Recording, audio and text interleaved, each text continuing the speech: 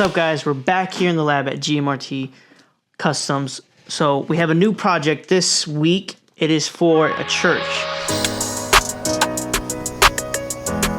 So right now, this is the shoe base, which is a triple white Jordan 1 low. One of our favorite pairs is because it's a pure white canvas. We can do basically whatever we want. We've already started prep, so we've already taken off the outside swoosh because we're gonna laser engrave it after we paint it. Inside swoosh stays the same. We're just gonna painting certain sections.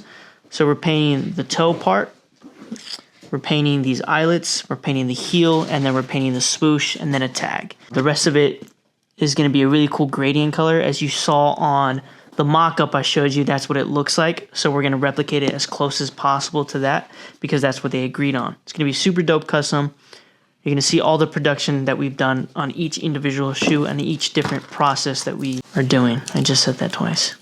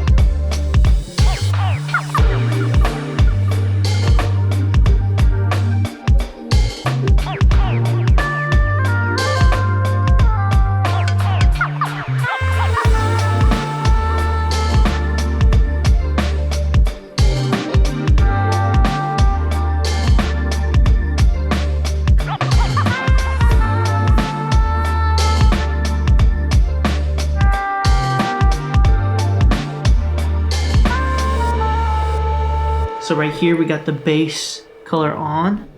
It's super shiny. The one thing is sometimes the paint is super shiny. We actually put a finish over it. We do that with every single pair of customs that we have. We just put a finish over it, really seals it in and makes sure that it's locked in. And then it also changes the shininess to make it more matte, more like factory finish on a Jordan. It also just looks a little more clean. It looks more professional because when it's super glossy like this, in my personal opinion, I think it looks a little tacky. So that's why I always make sure I either put some duller in it or we use the 4-coat urethane with regular finish and mix it together so that it's still liquidy. Put it in the airbrush. It's super rad. But you're going to see the process right now of me airbrushing the shading on. I'll show you what it looks like now and then show you the process. So this is it without the tape. As you can tell, it's super rad. We have the swoosh that's faded out. We have here that's also faded out with the eyelets and the whole toe. If you go all the way around, you see that toe is still red.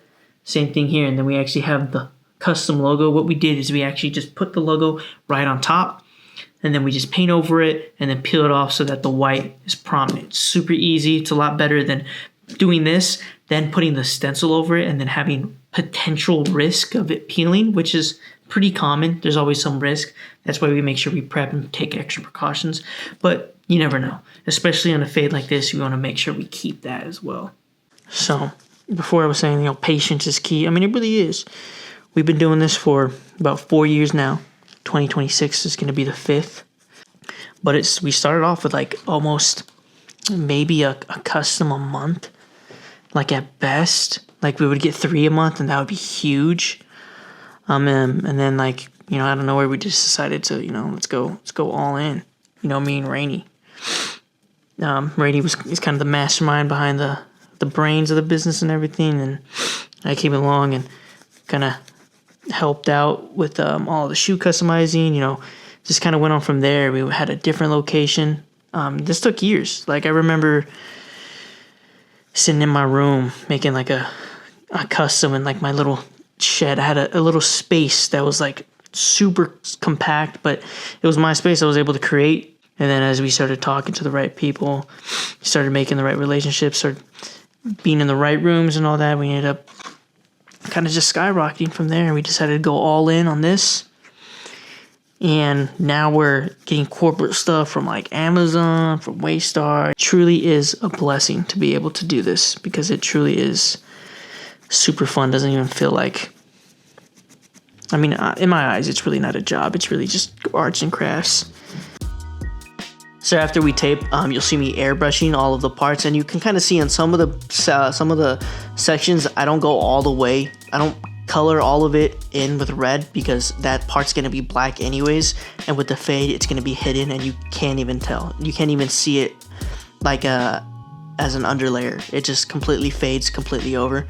I ended up creating a piece of paper just to separate the swoosh and the eyelets, because out of the eyelets and the swoosh and also the heel are kind of really close together in terms of shading.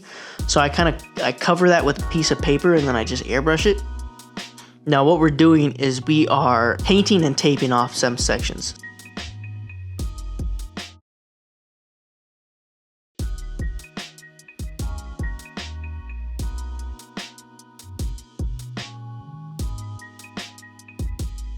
We took off those swooshes. Remember that we ended up painting them, airbrushed them, and everything.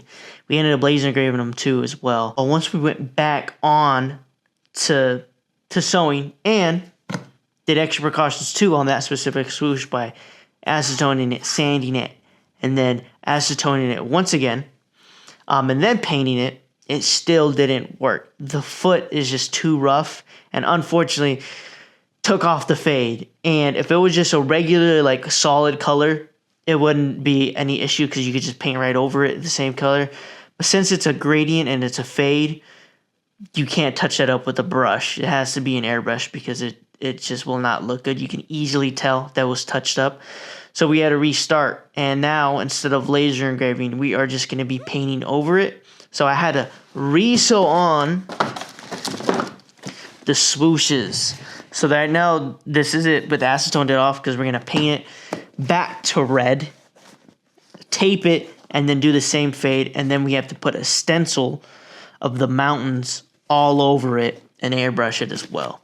This way, we get rid of that problem of it stripping off the paint on the sewing machine. It honestly would look literally exactly the same. You won't be able to tell the difference like at all. When we acetoned off the parts that were laser engraved, it literally just like wiped away. If there's maybe a slight indent, you can barely even tell. The one thing about here is mistakes happen. It's a common thing. The thing is, how do we get past it and fix the solution? It's always going to be it. So we ended up figuring it out. We got a plan. We're going to execute it, and it's going to turn out perfect.